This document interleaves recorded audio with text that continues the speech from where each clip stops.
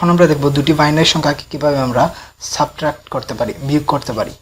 তো প্রথমে আমাদের কি করতে হবে, ডাকটি পড়ে নিতে হবে। Subtract 11 from 100। 100 থেকে আমাদের 11 সাবট্রাক্ট করতে হবে। সো আমরা 100 প্রথমে লিখে নিলাম। 100 লেখার পরবর্তীতে তার নিচে আমরা লিখলাম 11কে আমরা সাবট্রাক্ট করব।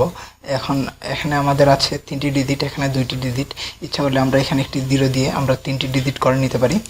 এখন যদি আমরা সাবট্রাক্ট করি তাহলে আমরা এখানে দেখতে পাচ্ছি 0 থেকে আমরা 1কে বিয়োগ করতে পারি না। সো আমাদের একটি সংখ্যা বড় করতে হবে, ধার নিতে হবে। তো তার সামনের যে সংখ্যাটি আছে সেই সংখ্যাটি থেকে আমরা ধার নেওয়ার চেষ্টা করছি, কিন্তু তা থেকে নিতে পারবো না, কারণ এখানে আমাদের 0 আছে। তার পূর্ববর্তী যে সংখ্যাটি আছে সেই সংখ্যাটি হচ্ছে 1। এই 1 থেকে আমরা বড় করব এখানে 1। সো 1 যদি আমরা এখানে বড় করি তাহলে আমাদের এখানে হবে 10, এবং 10 ডেসিমাল সংখ্যা হচ্ছে 2। সো 2 থেকে আমরা এই ঘরটিতে 1 নেব।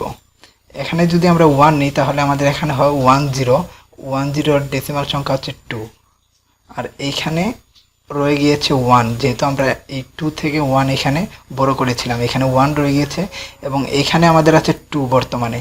এখন 2 থেকে আমরা যদি 1 বিয়োগ করি তাহলে আমাদের হবে 1, এবং এইখানে আমাদের আছে 1 থেকে আমরা যদি 1 বিয়োগ করি তাহলে আমাদের হবে 0, এবং এইখান থেকে যেহেতু আমরা এক বড় নিয়ে নিয়েছিলাম, এখানে আমাদের কিছুই নেই, 0।